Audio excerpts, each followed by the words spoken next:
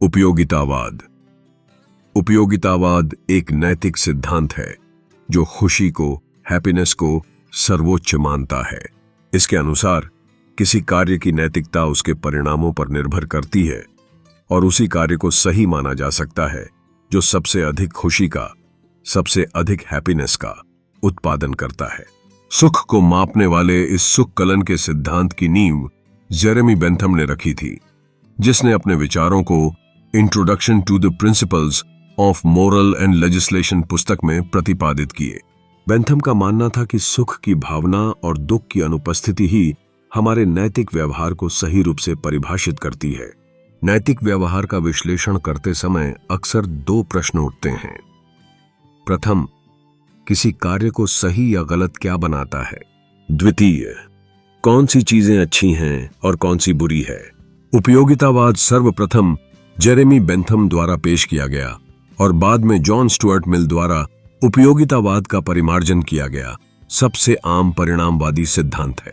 यह मानता है कि इस संसार में केवल एक ही चीज का मूल्य है और केवल एक ही चीज जो अपने आप में अच्छी है वह है खुशी, प्रसन्नता, सुख।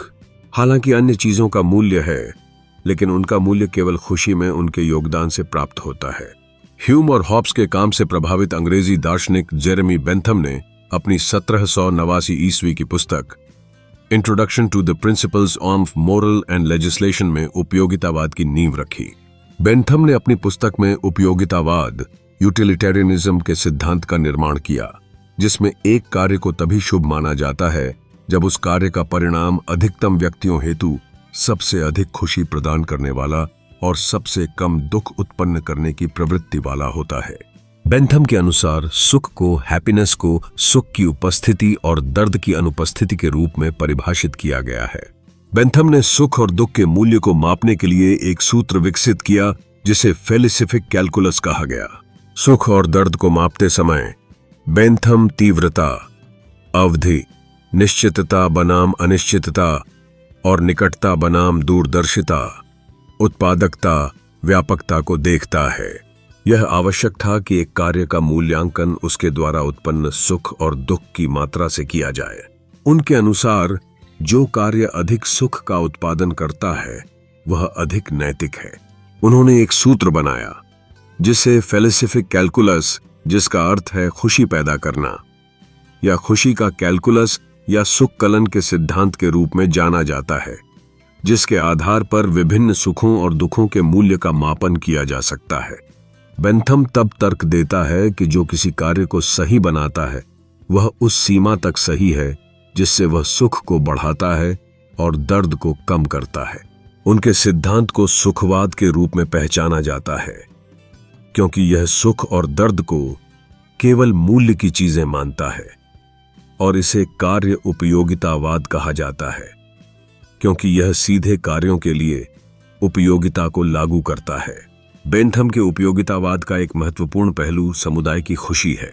उन्होंने तर्क किया कि किसी कार्य के परिणाम का मूल्य केवल उसके द्वारा प्रभावित समुदाय के सदस्यों की खुशी के योग से निर्धारित होता है। इस दृष्टिकोण में कार्यों का नैतिक मूल्य समुदाय की खुशी की अधिकतम प्राप्ति के आधार पर तय किया जाता है, जिससे यह सिद्धांत गुणवत्ता के बजाय मात्रा पर केंद्रित होता है। बेंथम के लिए उपयोगितावाद किए गए कार्यों के परिणामों पर आधारित था। सबसे महत्वपूर्ण बात, बेंथम ने समुदाय की खुशी को सबसे महत्वपूर्ण चीज के रूप में जोर दिया, क्योंकि समुदाय की खुशी समुदाय के भीतर व्यक्तिगत लोगों की खुशी का योग है। इसलिए उपयोगिता के सिद्धांत ने निर्धारित किया कि किसी कार्य को करने के लिए नैतिक दायित्व उस कार्य पर आधारित था जो उस क्रिया से प्रभावित लोगों की सबसे बड़ी संख्या में, सबसे बड़ी मात्रा में खुशी का उत्पादन करता था। बेंथम के लिए यह गुणवत्ता से अधिक मात्रा के बारे में था। आनंद कितना भी जटिल या सरल क्यों न हो, प्रत्येक के साथ एक जैसा व्यवहार किया जाता था। बेंथम का दृढ़ विश्वास था कि मात्रात्मक रूप से बोलना बेहतर है। अपराध पर बेंथम के विचार। बेंथम का मानना था कि सामाजिक नीतियों का मूल्यांकन प्रभावित लोगों की सामान्य भलाई के आधार पर किया जाना चाहिए और अपराधियों को दंडित करना प्रभावी रूप से अपराध को हतोत्साहित करता है, क्योंकि इसने व्यक्तियों को अपराध करने के लाभों की तुलना सजा में शामिल दर्द से की है। बेंथम का उपयोगितावाद का संवाद केवल दार्शनिक विचारों तक सीमित नहीं है, बल्कि यह सामाजिक नीतियों और अपराध पर भी लागू होता है। बेंथम का मानना था कि अपराधियों को दंडित करने से समाज में अपराध कम करने में मदद मिलती है, क्योंकि इसे सामाजिक भलाई के आधार पर मूल्यांकन करने से अपराध करने के लाभ और सजा के दुष्परिणामों में संतुलन बनाया जा सकता है। इस प्रकार उपयोगितावाद एक ऐसा नैतिक ढांचा है जो खुशी और सुख को केंद्र में रखता है, जिससे हमें बेहतर नैतिक निर्णय लेने में सहायता मिलती है। जॉन स्टुअर्ट मिल, बेंथम के प्रशंसक और अनुयायी, ने अपनी 1861 की पुस्तक उपयोगितावाद में जेरेमी बेंथम के सिद्धांतों को परिमार्जित किया। जब बेंथम के सिद्धांतों को जॉन स्टुअर्ट मिल द्वारा परिमार्जित किया गया, तो मिल ने आनंद की गुणवत्ता को भी महत्व देना शुरू किया। मिल ने कहा कि केवल सुख की मात्रा ही महत्वपूर्ण नहीं है, बल्कि आनंद के प्रकार और उसके सामाजिक प्रभाव भी अहम हैं। यह परिमार्जन उपयोगितावाद के सिद्धांत को और अधिक गहराई देने वाला है, जो समाज की जटिलताओं को और समृद्धि के दृष्टिकोण से जोड़ता है। मिल ने बेंथम के सिद्धांत से बहुत सहमति व्यक्त की और उसे बढ़ाया। वह इस विश्वास से असहमत था कि आनंद की मात्रा परिमाण गुणवत्ता से बेहतर है। उपयोगितावाद के सिद्धांत में बेंथम और मिल की भूमिकाएं अत्यधिक महत्वपूर्ण हैं।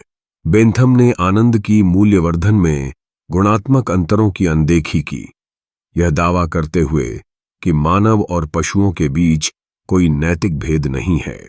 उनके दृष्टिकोण से आनंद केवल मात्रा का मामला था।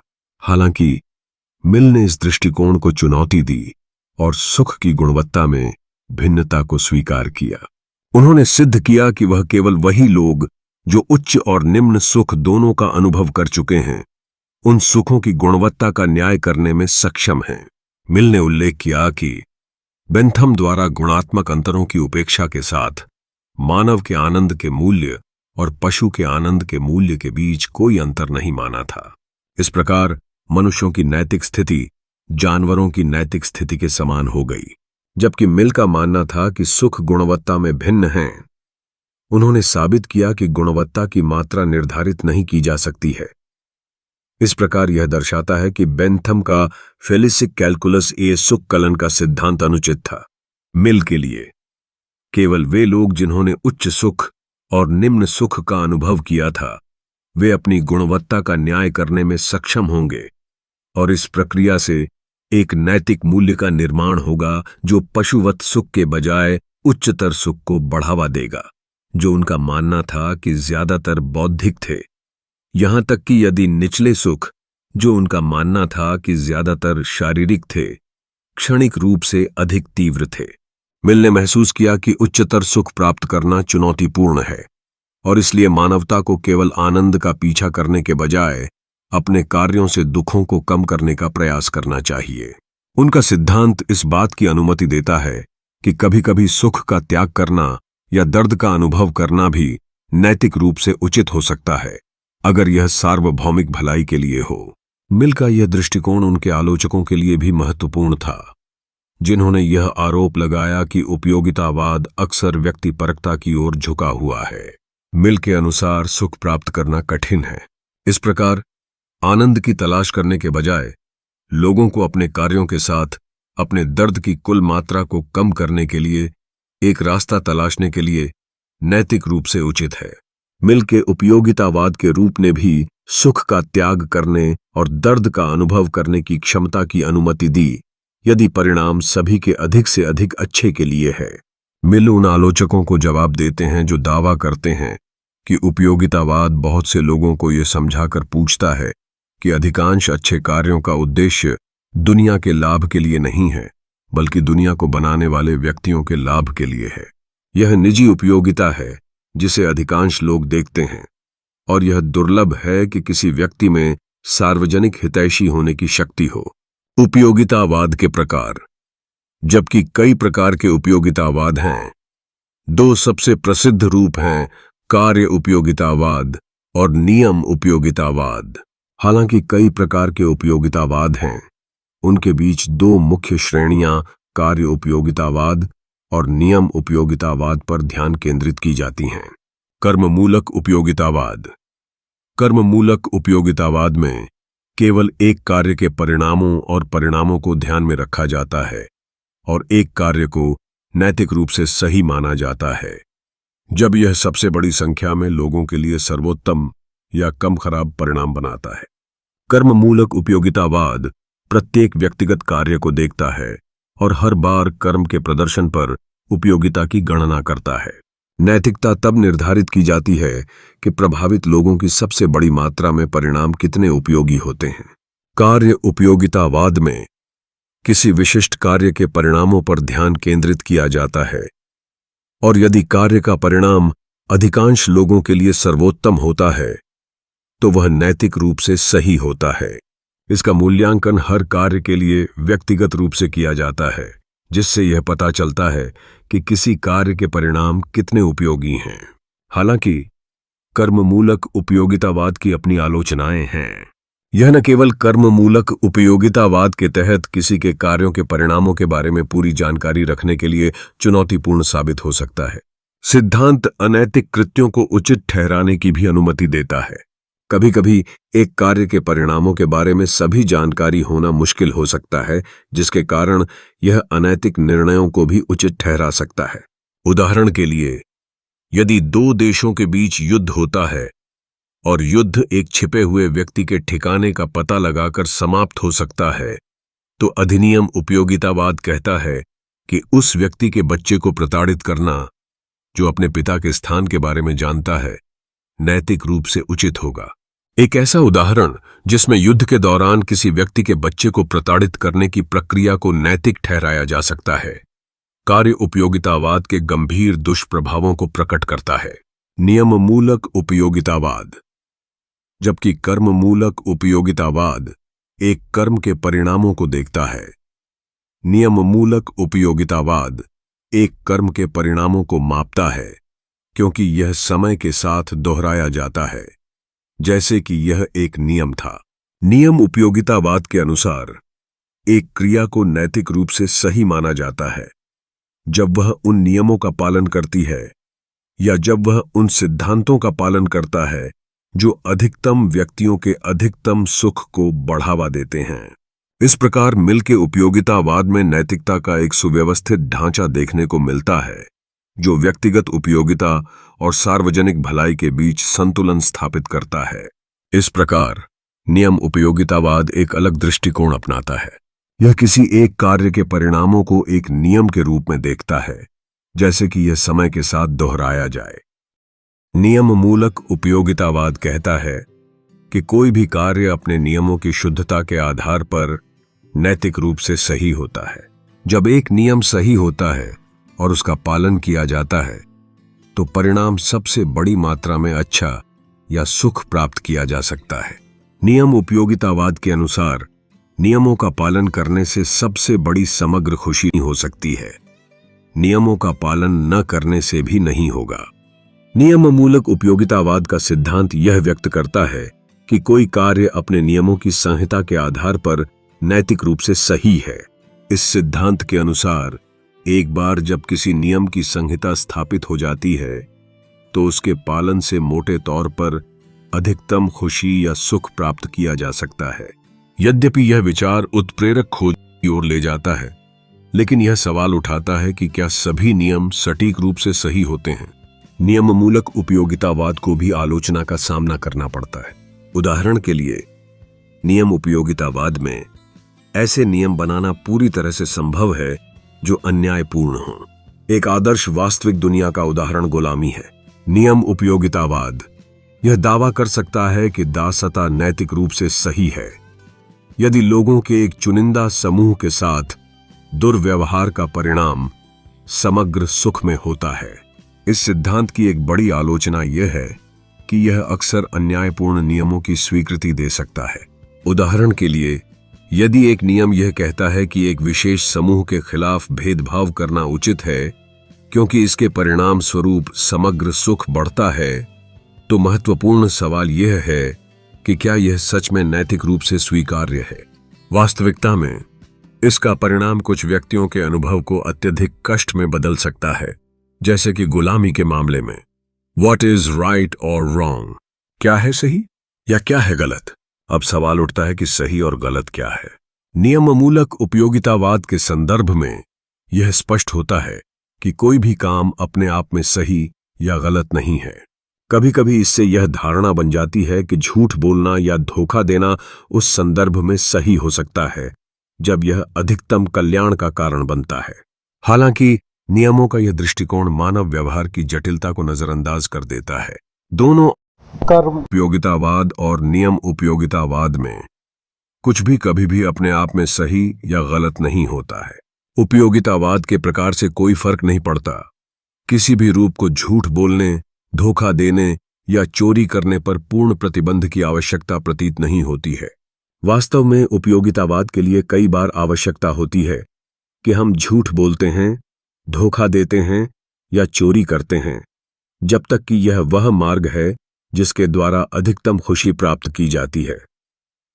हालांकि नियम उपयोगितावाद के अनुसार झूठ बोलना, धोखा देना और चोरी करने जैसी गतिविधियां उस विश्वास को कमजोर कर देंगी जिस पर मानव समाज की स्थापना की गई है, और कोई भी नियम जो इन कार्यों की अनुमति देता है उपयोगिता को अधिकतम नहीं कर सकता यदि इसे सार्वभौमिक रूप से अपनाया जाता है। उपयोगितावाद में नैतिकता हमेशा एक क्रिया के परिणाम स्वरूप उत्पन्न होने वाले परिणामों पर आधारित होती है और कभी भी वास्तविक क्रिया पर आधारित नहीं होती है। इरादों के बजाय परिणामों पर ध्यान केंद्रित करने के कारण किसी कार्रवाई का नैतिक मूल्य भाग्य की बात लगती है। कार्रवाई के अंतिम परिणाम स्पष्ट होने चाहिए, इससे पहले कि यह निर्धारित किया जा सके कि कार्रवाई अच्छी थी या बुरी। हालांकि हम निश्चित रूप से अच्छे इरादों वाले कार्यों की कल्पना कर सकते हैं जो अंततः बुरे परिणामों की ओर ले जाते हैं। साथ ही बुरे इरादों वाले कार्यों से अच्छे परिणाम मिलते हैं। इसके अलावा, क्योंकि यह निर्धारित करना आवश्यक है कि कितने लोग प्रभावित होंगे, वे कितनी तीव्रता से प्रभावित होंगे और किसी भी उपलब्ध विकल्प का प्रभाव, उपयोगितावाद गलत अनुमान के लिए बहुत जगह छोड़ देता है। इसलिए यद्यपि उपयोगितावाद कपटपूर्ण व्यवहार पर प्रतिबंध लगाने का पर्याप्त कार्य करता है, यह एक कमजोर नैतिक सिद्धांत प्रतीत होता है। उपयोगितावाद का एक अन्य पहलू यह है कि नैतिकता हमेशा किसी कार्रवाई के अंतिम परिणामों पर आधारित होती है, न कि उस कार्रवाई के स्वयं के आधार पर। ऐसी स्थिति में कार्य का नैतिक मूल्य अक्सर अनिश्चित प्रतीत होता है और यह तथ्य कि अच्छे इरादों वाली कार्रवाइयों के खराब परिणाम हो सकते हैं या बुरे इरादों वाली कार्रवाइयों के अच्छे परिणाम हो सकते हैं, इस सिद्धांत की मौलिकता की परीक्षा लेता है। इस प्रकार, जबकि नियममूलक उपयोगितावाद उपयोगिता को अधिकतम करने की दिशा में एक प्रयास है, यह अपने भीतर कई विरोधाभास समेटे हुए है। इसलिए इसके नैतिक दार्शनिकों को यह ध्यान में रखना चाहिए कि कोई एकल नियम या सिद्धांत सभी नैतिक संदर्भों में सही नहीं हो सकता है। इसकी निर्बलताएं हमें सोचने पर मजबूर करती हैं कि क्या वास्तव में ऐसा कोई सही और गलत है जिसे सार्वभौमिक रूप से स्थापित किया जा सके। इस प्रकार बेंथम और मिल दोनों उपयोगितावादी विचारक थे, लेकिन उनके सिद्धांतों में कुछ महत्वपूर्ण अंतर थे। बेंथम का मानना था कि अधिकतम लोगों को अधिकतम सुख प्रदान करना चाहिए और उन्होंने आनंद और दर्द की मात्रात्मक तुलना पर जोर दिया। मिल ने कहा कि कुछ आनंद दूसरों से बेहतर होते हैं और उन्होंने बौद्धिक और सामाजिक सुखों पर अधिक ध्यान दिया। मिल ने आनंद की गुणवत्ता पर अधिक जोर दिया, जबकि बेंथम ने आनंद की मात्रा पर अधिक जोर दिया। मिल ने व्यक्तिवाद का समर्थन किया, जबकि बेंथम ने सामाजिक उपयोगिता को अधिक महत्व दिया।